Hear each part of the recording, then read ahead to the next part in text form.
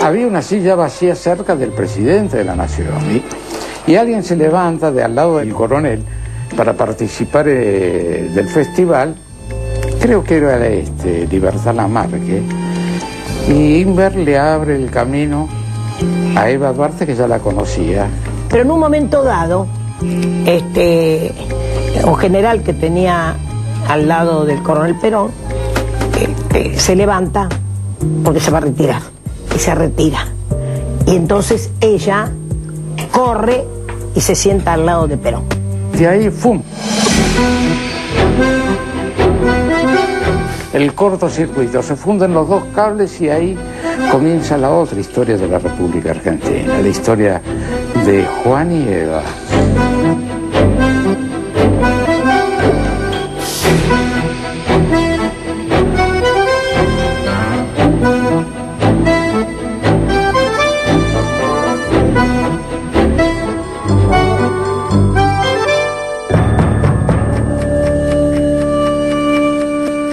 Segundo bloque de esta edición especial de Documenta.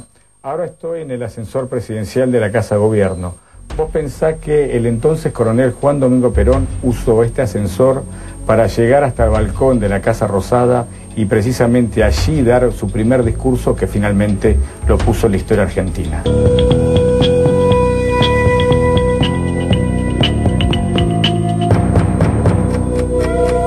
En 1944, el clima político del país se tornaba complicado. Ramírez, que siempre había estado a medio camino en la política exterior, tomó por fin la decisión de suspender las relaciones diplomáticas con Alemania y Japón.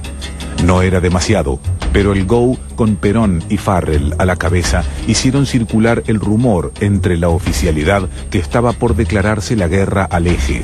En tiempos de Hitler, la admiración no es menor. Es cierto que no es homogénea, es decir, no es todo el ejército pro-eje, no, pero los sectores pro-eje tienen una posición ligada a esto de lo que después va a ser, digamos, la pro-nazis. Parte de la Revolución del 43, un sector muy cercano a Ramírez, muy cercano al eje, son los que hacen y los que dictaminan la educación católica obligatoria, la disolución de los partidos políticos, el control de la prensa, que no son pocas cosas. Es decir, por eso digo que es como contradictorio, es un proceso que termina en una democracia, pero que antes de la democracia pasa por una serie de hitos muy ligados a políticas de tipo represivas, ¿no? En un momento en donde la democracia es, desde el punto de vista de los sectores liberales, estudiantes, clase media, etcétera, muy importante.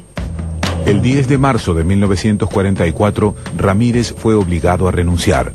Ocupó la presidencia Edelmiro Farrell, quien nombró a Perón ministro de Guerra primero y vicepresidente unos meses después.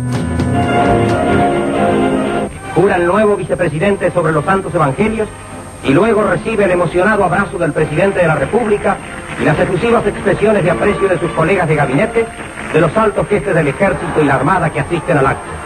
Mientras tanto, en la Plaza de Mayo, congregada por la simpatía que despierta en las masas populares el coronel Perón, se ha formado una imponente manifestación. Había que elegir una figura y la figura fuerte no era Farrell. Farrell era un uniformado más, un general más, que tenía prestigio y tenía antigüedad en la fuerza. Pero los coroneles querían ¿a quién? A su coronel, a su jefe realmente, a quien había proyectado desde su escritorio, desde sus trabajos, desde sus noches, había estado proyectando una nueva Argentina. Entonces va como ministro de guerra y como vicepresidente de la Nación. Perón continuó creciendo en popularidad. Su figura era una divisoria de aguas. Varias fuerzas políticas se encolumnaron detrás suyo. La oposición carecía de un caudillo de su talla. Fue entonces cuando en abril de 1945 Estados Unidos y la Argentina reanudaron relaciones diplomáticas y desde Washington se envió como embajador a Sproul Braden. I would hope that the American people understand that the Argentinos are genuinely democratic and sincerely our friends. Bueno, Braden ya era uno de los hombres que le exigía a Farrell retirarlo a Perón del equipo de gobierno. Perón no reasume la Secretaría de Trabajo. Farrell le ofrece a Perón en qué forma puede ayudarlo para hacerse cargo él del país, pero Perón lo observa a Farrell, le dice: le agradezco, pero a mí me gustaría llegar por intermedio de las urnas. Braden, que era uno de los grandes ideólogos para la dominación de nuestros pueblos, bueno, él llega de embajador para combatirlo a Perón. Que ahí están y levantan a quien, a la clase intelectual argentina, que la ponen en contra de Perón. Braden significaba las cosas extranjeras, las cosas de los poderosos y todo. En cambio, Perón era el hombre de la esperanza para todos, de una causa nueva. El 6 de junio de 1945, Farrell anunció que en breve llamaría a elecciones donde no tendría lugar el fraude. Las Fuerzas Armadas, que son carne del pueblo, que viven y sienten con él, que son garantía del cumplimiento fiel de nuestra Carta Magna, que forman guardia de la República, aseguran su orden interno y que sienten la plena responsabilidad de la misión de honor que se les ha confiado, estarán con el pueblo, al lado del pueblo. La Confederación General del Trabajo inundó el país de volantes apoyando la candidatura de Perón para esos futuros comicios y, de paso, denunciando la injerencia política de Braden sobre la oposición. Estados Unidos decidió alejar a su embajador de la zona de conflicto.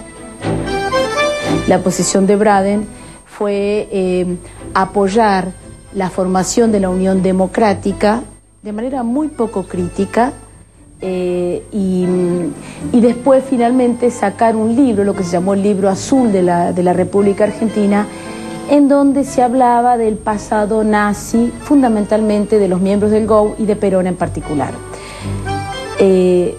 Esto puede ser un dato menor en un punto, si no fuese por, yo diría, la gran habilidad de Perón, que saca como respuesta el libro Celeste y Blanco, no el libro Azul y Blanco, es decir, y ahí sí convierte en el tema de campaña su posición de no ya la Unión Democrática, sino su lucha de o ganaba él o ganaban los Estados Unidos. En un país con una fuerte tradición antiestadounidense, esto es un eslogan brillante, ¿no? Es decir, la idea de Braden o Perón, y a partir de ahí la intromisión de los Estados Unidos, que implicaría, en el caso de que gane la Unión Democrática, creo que es una divisoria de aguas muy importante, ¿no? Es decir, Braden tuvo, digamos, el acierto de haber sido el pésimo contrincante para alguien que era, digamos, un zorro o una habilidad de fuste, ¿no? Es decir, como el caso de Perón. Braden regresó a Estados Unidos en agosto. La oposición, sin su caudillo, se reorganizó y lanzó una marcha multitudinaria. Socialistas, radicales, conservadores y comunistas pedían elecciones inmediatas sin interferencias militares. El descontento con Perón también crecía entre los oficiales, quienes no veían con agrado la actividad, cada día más importante, que realizaba Evita. Sobre todo, la oficialidad de Campo de Mayo, comandada por el general Eduardo Ábalos, que presionaba al presidente para que alejara al coronel del poder. Ábalos, en Campo de Mayo, es el que se moviliza, y el acantonamiento de Campo de Mayo es el que le exige con parte de la Marina y todos los que estaban en el círculo militar, en el Jockey Club, ahí en Plaza San Martín, hablando en contra de Perón, junto con los universitarios de la FUA, contra el Partido Comunista, el Socialista, los radicales, los conservadores, todos estaban en contra de Perón. ¿Por qué? Porque Perón había traído un nuevo proyecto de país, donde el trabajador, el pobre y el humilde tenía el lugar que le iba a corresponder. Entonces ahí le exigieron a Farrell que lo sacara.